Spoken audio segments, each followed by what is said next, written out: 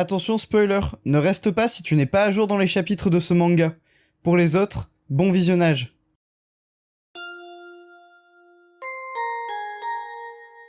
Bonjour à tous, c'est Saliste et on se retrouve aujourd'hui pour la review du chapitre 377 de My Hero Academia. Comme vous l'aurez remarqué, cette semaine, le chapitre est sorti donc ce vendredi au lieu de dimanche, chose que j'ai appris hier, donc je suis en train de me dépêcher de faire la review. Et donc pour information, le chapitre sort à 16h sur Manga Plus, mais à l'heure qu'il est, je n'ai pas encore le chapitre en français officiel, donc je vais utiliser des images du chapitre en anglais, mais je vais vous faire une traduction approximative qui vous permettra quand même de comprendre le chapitre si jamais vous ne parlez pas anglais. Aussi, deux petites choses à dire avant que la vidéo ne commence. Premièrement, abonnez-vous à la chaîne pour bien commencer 2023. C'est prouvé scientifiquement, si vous ne vous abonnez pas à la chaîne, vous risquez de passer une très mauvaise année 2023. Donc abonnez-vous tout de suite et laissez un pouce bleu. Deuxième information, vous l'avez remarqué, je fais un short tous les jours, donc pour ceux qui l'ont vu passer, il y a un short qui sort tous les jours sur la chaîne YouTube. Sachez que ces shorts sont limités à 1 minute maximum, et donc si jamais vous trouvez que c'est un peu court et que je ne développe pas beaucoup dans mes shorts, sachez que vous avez une version longue de ces shorts sur TikTok. Le lien est dans la description. Également et plus spécifiquement pour le chapitre 377, ce soir je serai en live pour parler du chapitre, donc si jamais ça vous intéresse, vous pouvez venir sur Twitch. Donc si vous regardez cette vidéo et qu'il est passé 19h, n'hésitez pas à aller dans la description, à cliquer sur le lien du live Twitch.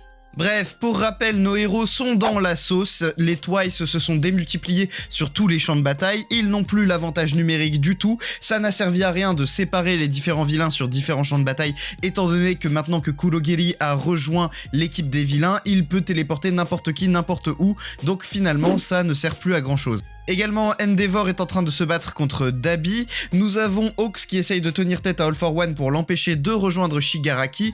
Et nous avons donc Kurogiri et les Twice qui sont téléportés sur le champ de bataille où se situent Izuku et Shigaraki. Sur ce, générique.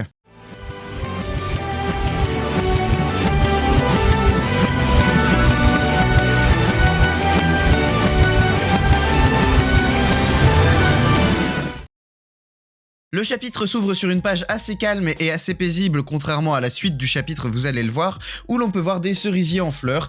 Et la narration nous indique que les héros se trouvent dans une situation assez compliquée pendant que les vilains sont en train de régner sur les différents champs de bataille. On peut voir que la différence de nombre ne joue pas en leur faveur et que ça n'a servi à rien de les diviser. Cette page se conclut sur le vent souffle violemment. C'est encore une fois un clin d'œil au chapitre précédent avec cette fameuse tempête qui se situe aux États-Unis et qui visiblement se dirige vers le Japon et qui est la conséquence directe des actions des héros du Japon. En page 2, on revient directement sur Kurogiri qui a ouvert le portail et qui donc téléporte Present Mike ainsi que certains Twice, donc des clones de Toga, sur le champ de bataille où se situent Shigaraki, Izuku, Aizawa, bref, toute la clique. Grosse erreur de notre professeur préféré Aizawa qui tourne la tête et qui regarde les Twice sortir du portail. On a également Manual qui fait la même chose et c'est là que l'erreur est fatale puisque Aizawa ne regarde plus Shigaraki, donc il n'y a plus que Monoma qui neutralise tous les alters de Shigaraki. Du coup Monoma se retrouve projeté au sol, il ne regarde plus Shigaraki et vous savez ce que ça veut dire que celui-ci peut reprendre contrôle de tous ses alters. On avait vu que c'était déjà un énorme danger pour les héros du fait que Shigaraki, même si il n'est pas en possession de ses alters actuellement, il était quand même déjà très fort de par les mutations physiques qu'il avait sur son corps, et maintenant on se retrouve avec un Shigaraki quasiment invincible. Il possède donc ces mutations physiques qui l'ont rendu déjà très fort et qui lui font tenir tête à Izuku, qui utilise quand même une grande puissance du One for All déployé, avec tous les alters annexes qui sont dans le One for All, mais cette fois-ci, en plus de ça, Shigaraki peut riposter avec d'autres alters, ça le rend quasiment invincible. Et c'est ce que l'on voit sur la page suivante, où l'on voit une espèce de mutation se produire encore sur Shigaraki, sur la petite case à droite de la page. Sur la case centrale, on voit une explosion énorme qui complètement détruit la barrière de Yue, donc celle-ci explose complètement de A à Z, et on a quelques informations sur l'état de Yue actuellement. On apprend donc dans le détail qu'ils n'ont plus de source d'énergie viable, Denki ne suffisant pas, il leur faut bien sûr une station de rechargement et ils n'en ont plus. On apprend également qu'ils ne peuvent plus recréer la plateforme autant de fois qu'ils le veulent, ils n'ont plus les éléments nécessaires pour recréer des parties supplémentaires, donc apparemment On apprend également que la barrière qui est autour de Yue, qui maintenait Shigaraki à l'intérieur, est encore fonctionnelle, mais elle n'est plus du tout aussi puissante qu'avant. Et enfin, Mandalay dit à nos chers héros que le système qui les permet de flotter ne répond plus et que quelqu'un en a récupéré le contrôle. Et pour cause, la page suivante nous indique que la personne qui a récupéré le contrôle de Yue, c'est Skeptic, qui est un hacker de génie et qui n'a échoué qu'une seule fois dans toute sa carrière, et on va y revenir parce que j'ai une théorie incroyable là-dessus. Mais avant de revenir à Skeptic, on en revient d'abord à notre champ de bataille principal, donc Yue, où on peut voir Izuku qui est en train de faire l'inventaire des choses horribles qui sont en train de leur arriver. Donc visiblement, ils n'ont plus accès du tout au contrôle de la plateforme. On peut voir que Monoma ne peut plus utiliser l'alter d'effacement de Aizawa. Aizawa lui-même ne regarde plus Shigaraki, donc le vilain le plus dangereux de toute la planète pourrait tout simplement s'échapper, ce qui risque de détruire le Japon, voire même le monde. Shigaraki s'adresse directement à Izuku et lui dit « Pourquoi tu as demandé si j'étais encore là ?» Et ici c'est important d'avoir le contexte sur la version japonaise, puisque en version japonaise, Shigaraki, pour parler de lui, utilise le pronom « ore ». Orewa, donc pour dire je, il utilise ore, et ici Shigaraki, donc la personne qui parle, Shiga All for One, utilise ore. Donc on sait que c'est Shigaraki qui parle. A contrario, All for One utilise le pronom beaucoup pour parler de lui-même, donc qui a un peu un équivalent à ore, mais on peut quand même différencier qui parle dans le corps de Shigaraki, juste à travers ce pronom, donc qui signifie je. Bref, donc on voit que c'est Shigaraki qui a repris le contrôle de son propre corps et donc de sa personnalité, et il dit « Est-ce que tu veux réavoir une conversation comme au supermarché ?» Souvenez-vous, la première fois que Shigaraki et Izuku ont discuté ensemble, c'était au supermarché. Alors, ils se sont déjà rencontrés, bien sûr, au SIA, mais la première fois qu'ils ont vraiment eu une conversation l'un envers l'autre, c'était donc dans ce supermarché, et ici il fait référence à cet événement. Et il dit à Izuku « Il n'y a rien que tu puisses faire, héros, après tout, je suis ton némésis. » Pour ceux qui ne le savent pas, ton némésis, c'est genre ton pire ennemi. On en revient à Skeptic et je vais pouvoir vous faire ma théorie incroyable, mais avant on va quand même avancer sur les quelques dernières pages qui nous restent à regarder. Donc Skeptic a plein d'écrans devant lui et a pris tout le contrôle de Yue. Il a d'ailleurs le contrôle sur tout le système d'abri en dessous de Yue, qui est l'abri où se situent tous les civils en fait.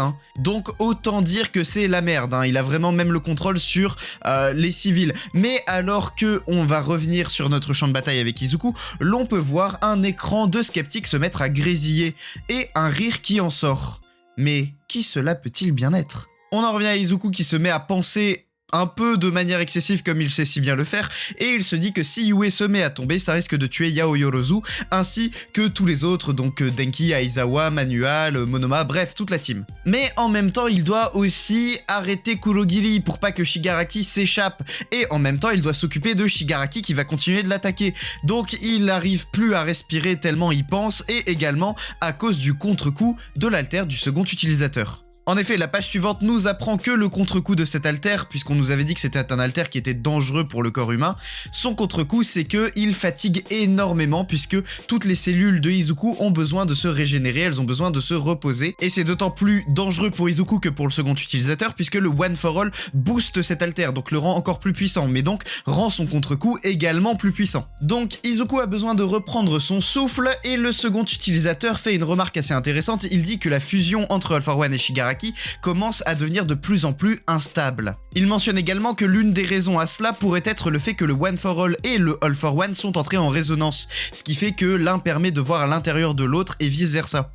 Enfin, en bas de page, on voit une silhouette s'adresser à Skeptic à travers un de ses écrans qui dit « Je t'ai trouvé ».